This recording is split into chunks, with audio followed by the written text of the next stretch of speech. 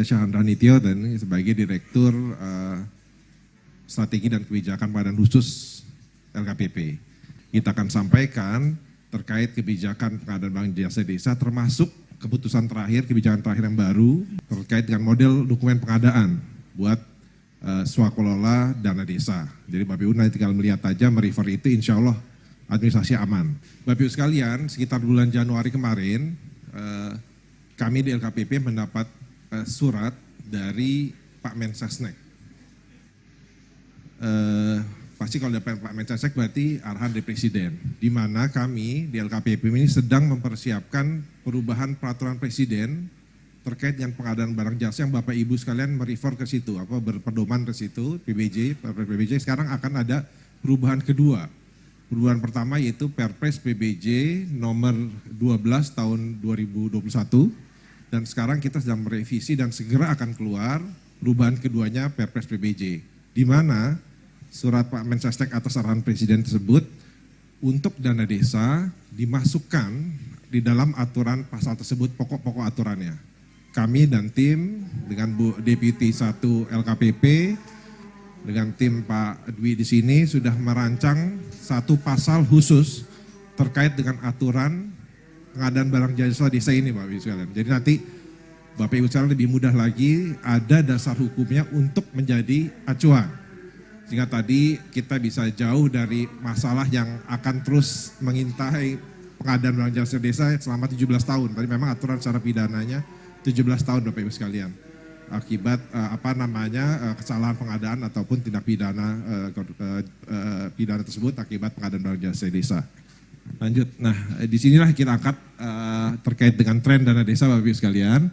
Nah di mana kalau kita lihat di alokasi dana desa 2024 ada 71 triliun, ya kan?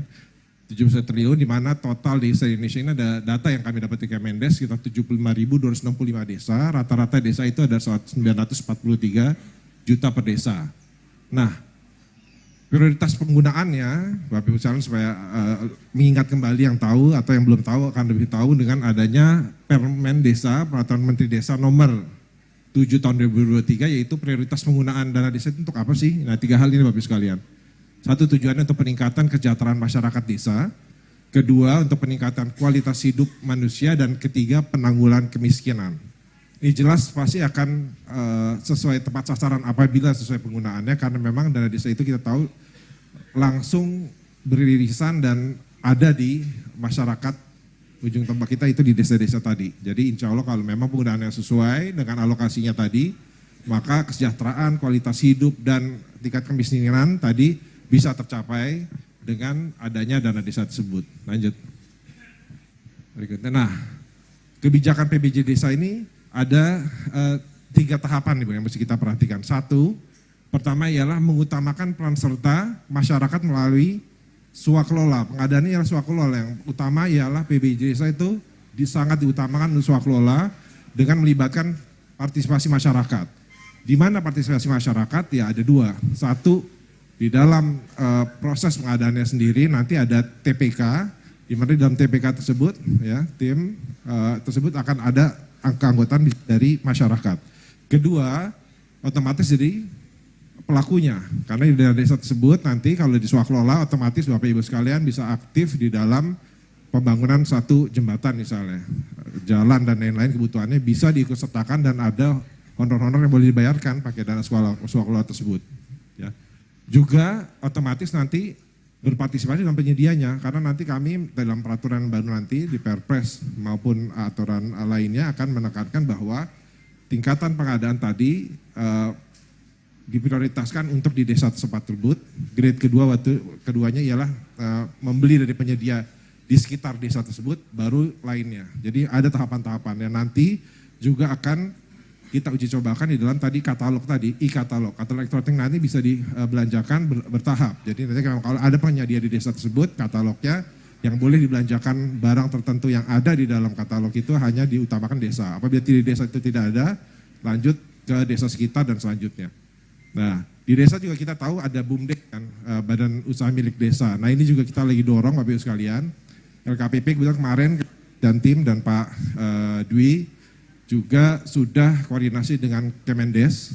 Kita akan segera buat perjanjian kerjasama MOU untuk tadi mendorong terkait penggunaan dana desa ini, salah satunya dengan melibatkan lebih aktif BUMDes atau BUMDesma, sehingga bisa bisa digunakan secara menyeluruh di setiap desa tersebut sesuai dengan lokasi desa masing-masing.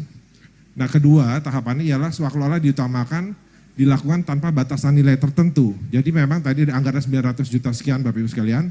Untuk apabila itu bisa digunakan swakelola, gunakanlah semua swakelola. Namun apabila tidak, tapi kan nggak semuanya juga. Karena kalau Bapak Ibu sekalian mengadakan swakelola contohnya, mengadakan jembatan atau jalan atau perbaikan gorong-gorong dan lain-lain, itu kan otomatis peralatan dukungnya segala macam tidak mungkin dibikin sendiri, harus dibeli. Nah, itulah otomatis akan melibatkan penyedia. Tadi penyediaan bertahap, penyedia di desa tersebut, dan apabila tidak ada baru dengan penyedia di luar desa tersebut. Ketiga, jika pengadaan tidak dapat dilakukan tadi dan swakelola, maka dapat melalui penyedia desa setempat atau BUMDes seperti saya jelaskan tadi, di mana bisa sebagian atau seluruhnya. Jadi, tadi kami telah memotret terkait dengan apa sih permasalahan yang muncul dari penggunaan pelaksanaan PBJ desa ini. Ada 6 hal Bapak Ibu sekalian yang kami potret. Pertama, tadi peraturan Bupati atau Wali Kota belum mengakomodir kondisi sosial budaya masyarakat desa. Jadi peraturan tersebut memang karena tadi di Indonesia ini ada 75.000 lebih desa. Kalau di Jawa rata-rata sudah terakomodir. Namun ada banyak di wilayah Indonesia ini yang belum terakomodir. Tadi saking rentangnya jauh Bapak Ibu sekarang di Sabang sampai Merauke dan jumlahnya 75.200 sekian, sehingga tidak semua belum diatur oleh peraturan Bupati Wali Kotanya. Kedua, kurangnya pemahaman stakeholders atau para pemangku kepentingan terkait prinsip swakelola dalam PBJ desa. Nah ini Bapak Ibu sekalian, ini yang pentingnya kita hadir di sini. Tadi sebagian besar pembelanjaan dana desa itu menggunakan swakelola, ya, sehingga swakelola tersebut kita perlu bimbing Bapak Ibu sekalian, supaya Bapak Ibu sekalian tidak bingung, tidak salah. Maka tadi nanti kita perlihatkan ada keputusan Deputi 1 LKPP yang baru terkait dengan model dokumen pengadaan swakelola. Bapak Ibu sekalian tinggal mengacu pada pedoman tersebut sehingga mudah untuk bisa mengimplementasikannya. Ketiga, keterbatasan SDM di desa ya terkait dengan kuantitas tingkat pendidikan yang masih rendah. Jadi tadi walaupun targetnya ialah mendayagunakan kekuatan dari desa masing-masing, baik barang yang akan digunakan maupun SDM-nya, namun tadi tidak semua desa dengan jumlah 75.200 bahkan secara garis besarnya banyak yang tadi tidak berkemampuan untuk bisa ikut, sayang. Padahal kalau SDM tersebut di desa punya kemampuan secara teknis itu, tadi dalam ikut membangun jalan, jembatan, dan lain-lain kebutuhan dari desa, maka bisa ikut. Namun banyak tadi SDM-nya ternyata tidak punya skill tertentu, jadi sayang tidak bisa terlibat di dalam pengadaan di desa. Keempat, terkait dengan tadi harga barang berbeda-beda, ya disebabkan oleh faktor geografis otomatis, karena bisa-bisa di satu desa dan desa lain tuh perbedaan harganya cukup tinggi dengan berbagai macam kondisi. Nah ini yang perlu kita coba samakan persepsinya dan standarnya. Salah satu tadi dengan penggunaan katalog elektronik. Nanti kita sudah coba implementasi Bapak Ibu sekalian dengan penggunaan katalog elektronik untuk pengadaan di desa ini. Salah satunya tadi juga mendorong aktif BUMDes untuk bisa ikut di dalam etalase katalog elektronik tersebut dan bisa dibelanjakan oleh Bapak Ibu sekalian. Kelima ialah penyalahgunaan wewenang oleh kepala desa atau perangkat desa tadi. Keenam terkait dengan jumlah penyedia di desa terbatas, yaitu tadi sesuai dengan kondisi yang ada, masyarakat di desa tersebut kurang didorong atau kurang diberdayagunakan di dalam mengisi kebutuhan desanya itu sendiri. Nah itu yang mesti kita dorong. Lanjut. Nah inilah muatan PBJ desa dalam rancangan Perpres yang saya sampaikan tadi. Rancangan Perpres pengadaan barang jasa pemerintah yang baru, yang revisi kedua, nanti akan mengatur terkait ini. Terkait pengutamaan swakelola untuk penggunaan dana desa. Kedua ialah tadi mendorong produk UMK dan koperasi PDN. Ini menjadi penting Bapak Ibu sekalian, karena nanti juga di dalam undang-undang yang akan keluar, undang-undang PBJP, pengadaan barang jasa publik, itu sangat mendorong dan mendukung untuk terciptanya, majunya produk UMK dan koperasi PDN. Jadi ini sudah sejalan. Ketiga terkait penggunaan e-purchasing ya di dalam pengaturan penggunaan dana desa. Keempat penguatan tadi BUMDes untuk biaya penyedia, dan terakhir adalah pengadaan berkelanjutan. Inilah kurang lebih garis besar 5 hal akan masuk di dalam perubahan Perpres PBJ yang baru. Lanjut. Nah, ini kemarin kita juga koordinasi dengan KPK, Bapak sekalian. Inilah data DKPK gambarannya, di mana alokasi dana desa dari 2015-2023 jumlahnya 538 triliun berdasarkan data di BPS ya. Namun kasus yang dicatat oleh BPK ya, ternyata di dalam 2015-2022 itu ada kasus 851 kasusnya dan melibatkan 973, nyaris hampir 1000. Yang dimana melibatkan kepala desa dan perangkatnya. Inilah coba kita, kan data-data ini dan masukan dari kami, makanya LKPP coba untuk lebih meminimalisir, bahkan kalau bisa menghilangkan kasus-kasus ini.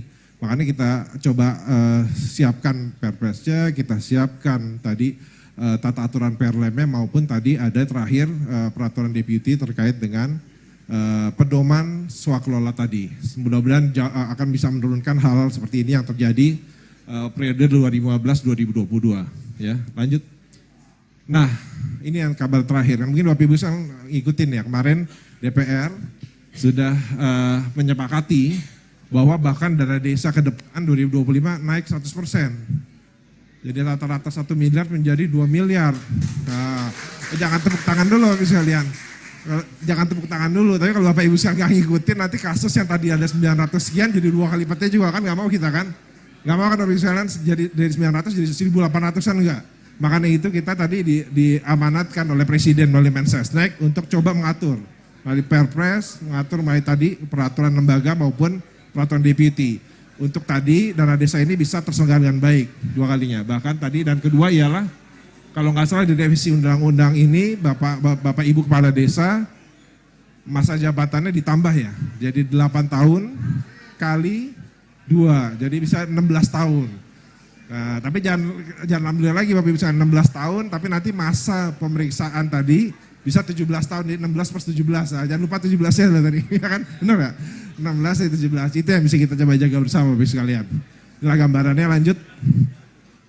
Nah, di sinilah tadi ada kita coba kerjasama dengan KPK. KPK itu punya desa anti korupsi. Sudah ada berjalan beberapa tahun ini, dan sudah ada beberapa desa-desa unggulan tadi, desa anti korupsi yang mendapat penghargaan. LKPP pun tidak mau kalah, tidak tinggal diam. Kita siapkan arahan Pak Kepala dan Bu Deputi, kita siapkan ya, konsep pemberian penghargaan bagi desa yang memiliki tata kelola yang baik. Jadi nanti Bapak Ibu sekalian kita coba ukur, kita lihat apakah sudah menjalankan pengadaan barang jasanya sesuai dengan Perpres atau peraturan lembaga dan Kepdep yang ada, sehingga bisa masuk di dalam kriteria-kriteria tertentu yang nanti ujungnya nanti kami juga coba nanti koordinasikan dengan Kemdagri dan Kemq. Jadi nanti yang dapat kategori tersebut yaitu desa-desa dengan tingkat kematangan yang baik untuk pengadaan barang jasanya akan bisa didorong mendapatkan insentif dana tambahan. Kira-kira begitu, itu yang harapan kita. Jadi kita sama-sama coba kita implementasikan, nanti yang terbaik otomatis akan mendapat privilege tertentu atau khususan tertentu, sehingga bisa lebih mensejarahkan lagi desa-desa Bapak Ibu sekalian. Lanjut. Nah, ini Bapak Ibu sekalian. Di sini silakan aja men-scan, kalau bisa scan. Di sinilah itu tadi peraturan deputinya. Ya, jadi ini ada peraturan satu, acuannya pertama peraturan LKPP nomor 12 tahun 2019 terkait dengan pedoman penyusunan tata cara pengadaan barang jasa di desa sebagai rujukan aturan dan turunan dari Undang-Undang Desa nomor 6 tahun 2014. Nah, di sini nanti implementasinya di peraturan lembaga ini. Nah, terakhir kemarin kami keluarkan tadi, karena tadi fokus pengadaan barang jasa desa ini ialah pada swakelola, maka kami bimbing Bapak Ibu sekalian dengan kebijakan ini. Keputusan Deputi Pengembangan Strategi Kebijakan nomor 2 tahun 2024 terkait dengan model dokumen swakelola pengadaan barang jasa di desa. Kalau Bapak Ibu buka, di situ sudah ada dokumen-dokumen apa yang tinggal diisi aja tuh, ikuti saja pedoman ini, insya Allah Bapak Ibu sekarang aman, nyaman, dan tadi sesuai dengan target dari desa Bapak Ibu sekalian.